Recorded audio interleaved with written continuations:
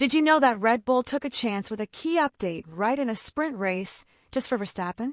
And while it may seem like a risky move, this technical change could be the first step toward getting back in the championship fight with McLaren.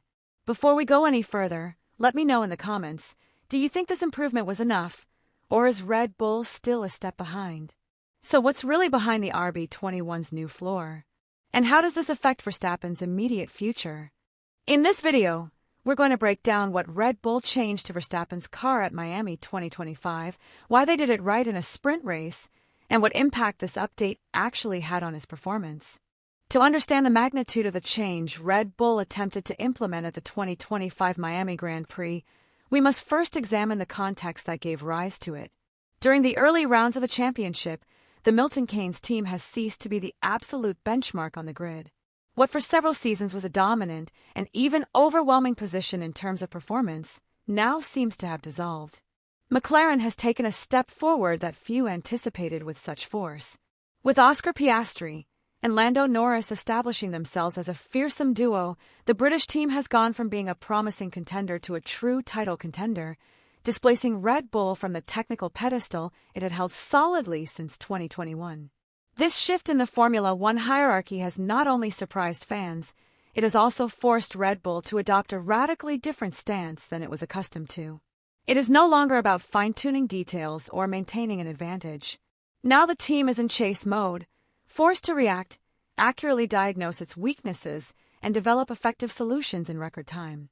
This season's RB21 has proven to be fast in certain situations, but inconsistencies in low-speed corners, inconsistent tire heat management, and a very limited operating window have put it at a disadvantage compared to McLaren's MCL39.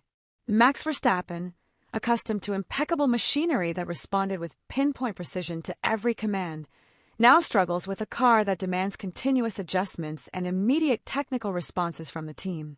The reality check came in races like Bahrain and Jeddah, where the lack of grip in slow sections and excessive degradation were too evident to ignore. In Bahrain in particular, Verstappen finished more than 30 seconds behind the leader, an unthinkable margin for the defending champion. That result, far from being an exception, served as an early warning. It wasn't a poor setup or a circumstantial error. The RB21 had structural deficiencies that made it vulnerable to the onslaught of new contenders. Red Bull, true to its meticulous style, chose not to panic, but understood that the car's development could no longer follow a conservative schedule. It was necessary to accelerate the times, adapt the technical strategy, and take certain calculated risks if it wanted to stay in the fight. And that is precisely the turning point where this story begins. A wounded but not defeated Red Bull decided to take action on a circuit as unique as Miami, under a sprint format that left little room for error. It wasn't just a technical improvement, it was also a statement of intent. In a championship that is projected to be the most competitive in the last 5 years, every decision counts, and the introduction of the new floor for Verstappen marked the beginning of a renewed effort to recover lost ground. An effort that, as we will see below, is more about surgical precision than immediate spectacularity. Now that we have this initial scenario in mind, it's time to analyze what changes Red Bull implemented to Verstappen's car, how they did it, and why they chose such a critical race to implement this update. In an environment as competitive and meticulously observed as Formula One, rumors aren't simply unfounded speculation. They often anticipate real moves, leak unconfirmed technical decisions, and even reveal internal tensions that teams would prefer to keep quiet. In this case, the rumors that began circulating weeks before the Miami Grand Prix were no small feat. There was talk that Red Bull was planning to introduce a significant upgrade to its car, and that it would arrive sooner than expected, breaking with the phased strategy that had characterized the team in recent seasons. Most striking, however, was that the upgrade wouldn't be implemented on both cars, but only on Max Verstappen's. This immediately sparked interpretations. Some media outlets began to speculate about a supposed internal preference for the Dutchman, which wouldn't be surprising given his position as number one driver, but which, in a time of technical crisis, could widen divisions within the garage. Other analysts pointed to something more pragmatic. Being in an experimental phase, Red Bull didn't want to risk compromising both cars on a weekend as tight as a sprint. And ultimately, both approaches could be true. But what was indisputable was that the team was making an unconventional decision, introducing a new aerodynamic design in an event with only one practice session before qualifying, something teams usually avoid, so as not to jeopardize the entire weekend's performance. The fact that Red Bull chose Miami for this move was, in itself, a strategic decision fraught with implications. The American track is known for its unique surface, its combination of slow corners with high-speed straights, and above all, its unpredictable conditions in terms of temperature and track evolution.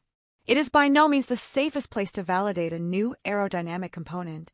Nevertheless, the team opted to do so there. According to statements by Paul Monahan, Red Bull's chief engineer, the reason behind this decision lay in the confidence built up during internal testing and simulation data.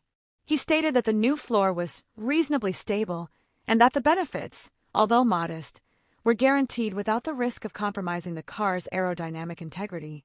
Such statements, while reassuring, reveal something deeper. Red Bull knew it could wait no longer. The pressure to respond to McLaren's dominance was at its highest, and every race without tangible progress meant losing ground not only in the championship, but also in the perception of rivals and the paddock itself. Investing in technical improvement in suboptimal conditions was also a way of sending a message. Red Bull still has room to maneuver, elite technical resources, and above all, the willingness to step outside its comfort zone to regain its place at the top.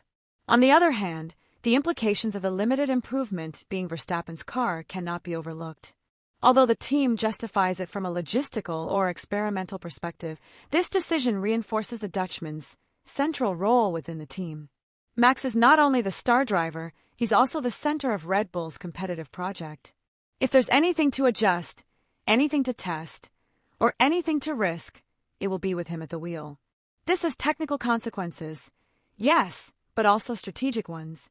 Because by making Verstappen the sole focus of the improvements, the team not only relies on his ability to adapt and analyze, but also places on his shoulders the responsibility of validating whether or not this update can make a difference.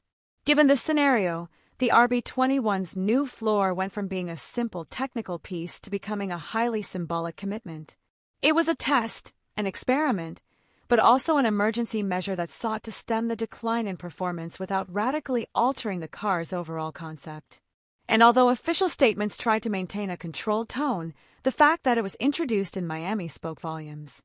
Red Bull had entered a new phase, where the margin for error is increasingly narrow and decisions must be made quickly but also boldly.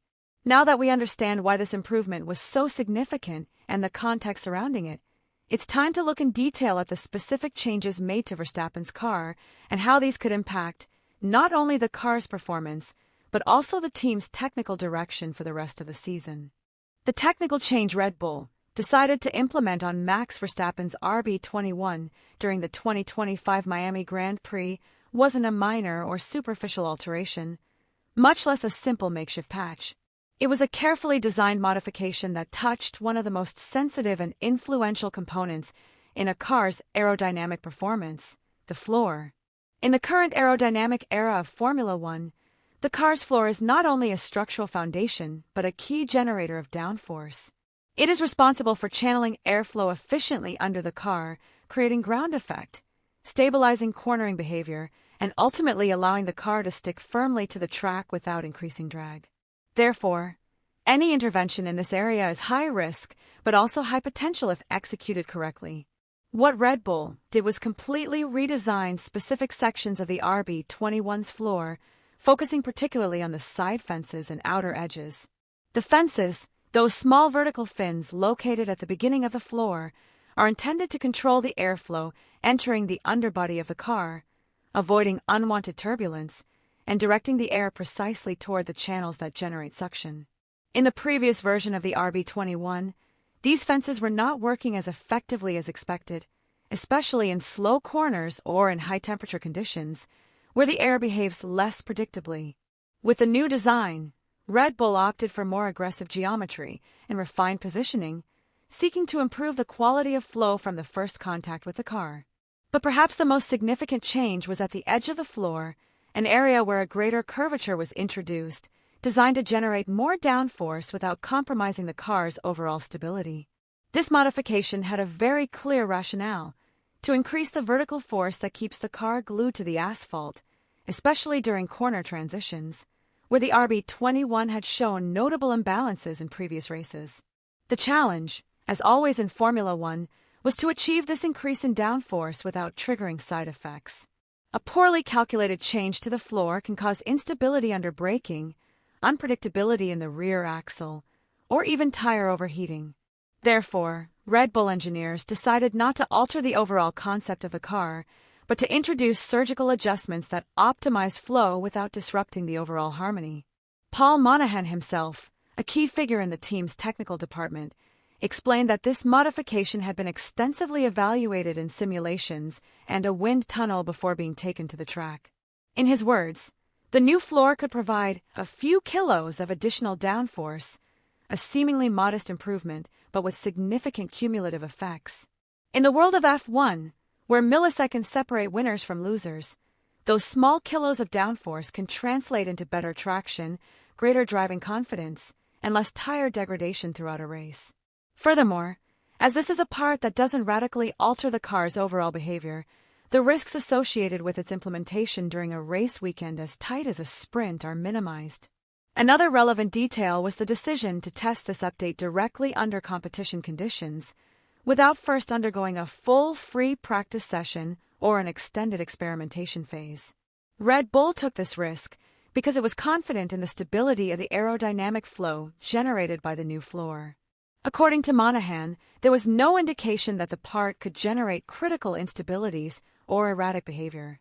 This reflects not only the quality of the pre-simulation, but also the team's urgent need to move forward. There was no room to wait for a more favorable scenario. Miami was the place and the time. Finally, it's important to keep in mind that this update represents more than just a technical modification. It's the first piece of a domino that Red Bull hopes will begin to fall in the upcoming races.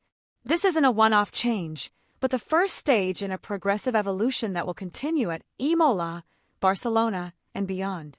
The goal is clear: to build, step by step, an RB21 capable of not only matching McLaren, but surpassing it.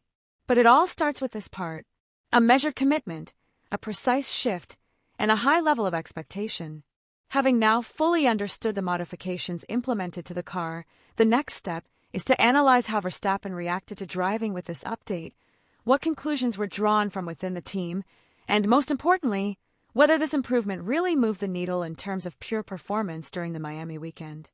Once the new floor was implemented on the RB21 and the Miami Grand Prix weekend had passed, the inevitable question was whether the update had had an effect or if it was simply an imperceptible improvement within a package still under development.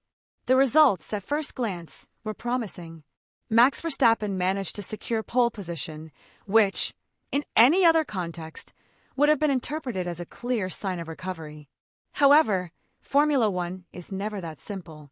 A pole position isn't always indicative of a dominant car or a definitive improvement, especially on a circuit as atypical as Miami. In reality, what happened that weekend left more open questions than conclusive answers. From the first lap of qualifying to the close of the event, the car's performance was closely evaluated, both by the team and by external observers. Max Verstappen, as always, was straightforward in his statements, and what he said after qualifying helped put the data into context. The Dutch driver explained that he did feel an improvement in the way the car handled, particularly when rotating it through corners.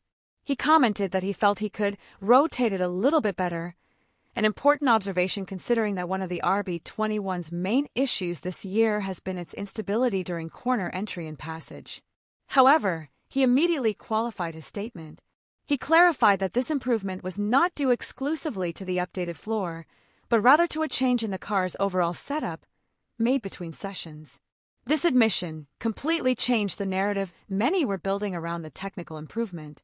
Verstappen noted that it couldn't be concluded, at least not immediately, that the new floor was the direct cause of the improved performance.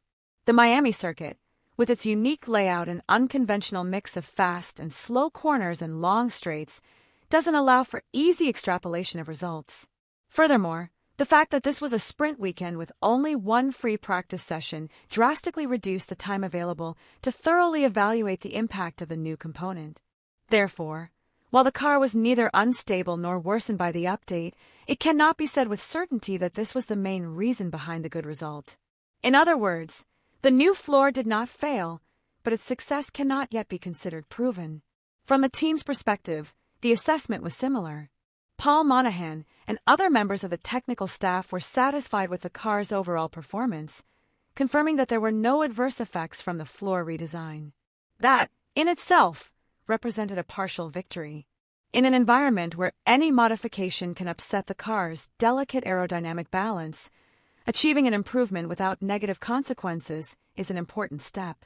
However, they also made it clear that this update is only part of a larger plan, an initial piece of a much broader puzzle. What Red Bull is attempting isn't an immediate revolution, but rather a gradual, meticulous, almost surgical recovery. On the other hand, the psychological component of Verstappen's performance must also be considered. A driver of his caliber, accustomed to competing with a superior car, now finds himself in a position where he needs to squeeze every tenth of a second with tools still under development. The fact that he achieved pole position in those conditions speaks not only to the RB21's potential, but also to Verstappen's ability to adapt. Even so, Max himself was clear on the matter. Red Bull is still far from where it wants to be. What happened in Miami wasn't proof that the team has solved its problems, but rather a sign that they are beginning to understand how to do it. He said, bluntly, that they still need a lot more to truly be in the fight for the championship. This honesty, far from being a criticism, is actually a sign that the team has its feet on the ground. No one at Red Bull seems overly excited by a one-off improvement. Everyone understands that, although the new floor performed as expected, the challenge they face is profound and requires continued development. The battle for the championship isn't won with one update. It's won with a sequence of smart decisions implemented at the right time and with the ability to respond to every advance the competition makes. After this analysis of actual performance and Verstappen's direct impressions, the next step is to project what consequences this initial improvement may have on the team's immediate future. What can we expect in the upcoming races, how the new updates will be integrated into the RB21, and whether Red Bull is truly in a position to launch a technical comeback that will return it to the top of the grid. Following the implementation of the new floor on Max Verstappen's car in Miami, Red Bull has made it clear that this is not a one-off initiative, but rather the start of a much broader, structured, and progressive technical process. The development plan the team has begun to implement aims for a strategic, rather than immediate, recovery based on a sequence of improvements that will be introduced race by race. This philosophy of meticulous work, which has historically characterized the Milton Keynes team, is now more necessary than ever.